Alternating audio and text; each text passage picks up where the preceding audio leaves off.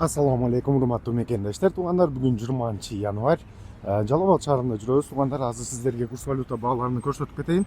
Туугандар, сиздер видеого алдыңдан лайк кнопканы аябай тапа-тап бардыңар басып, каналга катталбагансыздар, каналга катталып койсоңор, ушундай сонун так маалыматтарды иншалла биринчилерден көрөсүңөр.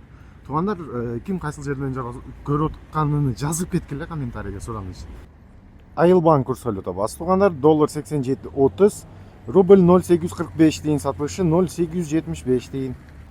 Капитал банк курс валюта басы, доллар 87.30, рубль 0.845 тиын, сатылышы 0.87 тиын.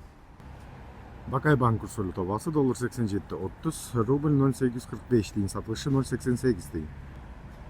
Банк Азия курс валюта басы, доллар 87.30, рубль 0.845 тиын, сатылышы 0.88 тиын. Доскреда банк курс валюта басы, доллар 87.30, рубль 0.845 тиын, сатылышы 0.865 тиын. М-банк курс валюта басы, доллар 87.30, рубль 0.848 тиын, сатылышы 0.868 тиын. Туугандар, Жалал Абад шаарынын курс валюта баалары ушинтип калды.